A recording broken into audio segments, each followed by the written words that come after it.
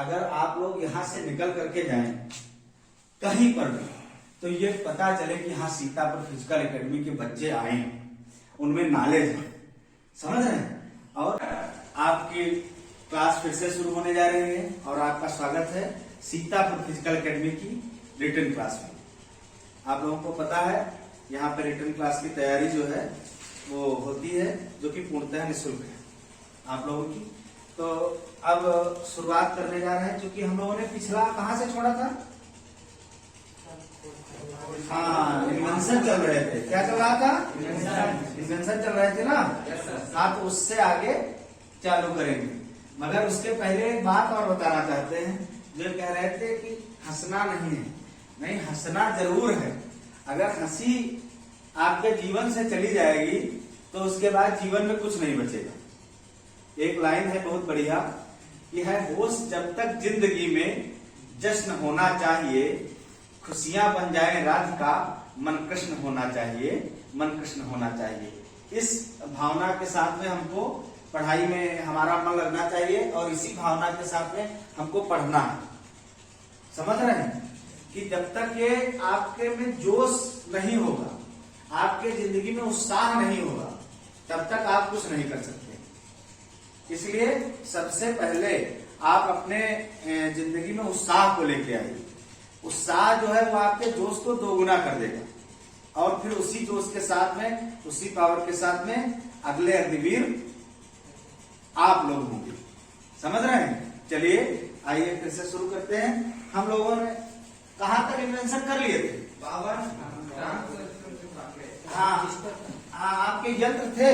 अब यंत्र के बाद में अब अगला जो आपका शुरुआत होगी, जो आपके इन्वेंशन, अगले इन्वेंशन जो है वो आपके होंगे भौतिक विज्ञान से, जो आपके कॉन्सेप्ट बेस होंगे। जैसे कि ये बताइए, आपका भौतिक विज्ञान जो है, अब आप डाल लीजिए भौतिक विज्ञान में प्रमुख खोज।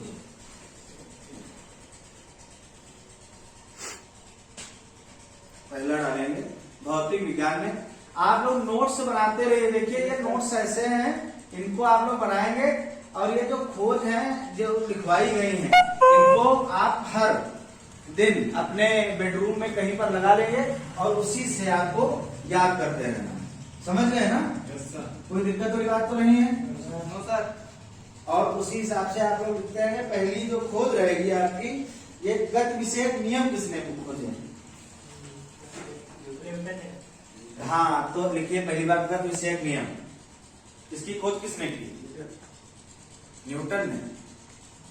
लवकुश, गति विषयक नियम की खोज किसने की? न्यूटन ने। तीसरी खोज हमने कौन सी लिखवाई? गुरुत्वाकर्षण।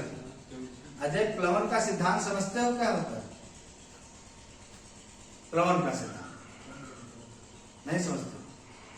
प्लवन का सिद्धांत जो है वो किसने खोज की थी? किसने? आर्किमिडीज ने की थी ना। तो आर्किमिडीज ने क्या सिद्धांत दिया था, तो बता सकते हो परिभाषा? हाँ बताइए। जब कोई जल पर वस्तु तैरती है, तैरने के लिए, हाँ बताइए।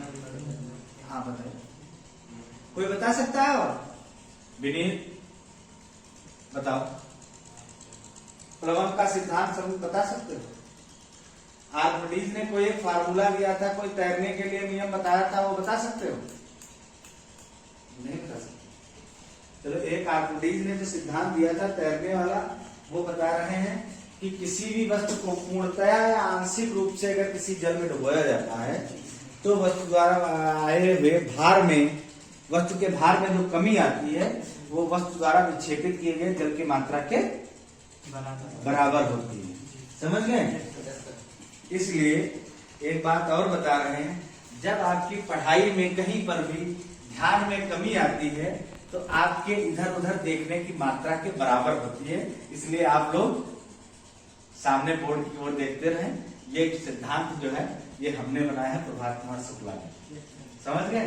तो इस सिद्धांत को आप लोग ध्यान रखेंगे कि अगर आपके पढ़ाई में कहीं पर भी कमी आती है तो आपके हटाए गए ध्यान की मात्रा आपके इधर उधर देखे गए ध्यान की मात्रा के बराबर होती है।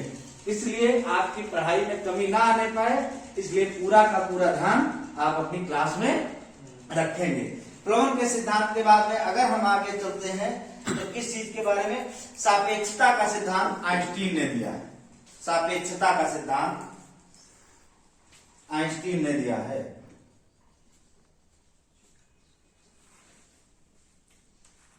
एक बहुत चर्चित क्वेश्चन आप लोगों के सामने तो बहुत बार पेपर में पूछा जाता है, डायनामाइट। डायनामाइट की खोज किसने की थी, जानते हैं आप लोग? अजय 1 और 2 दोनों लोगों में से बता सकते हैं?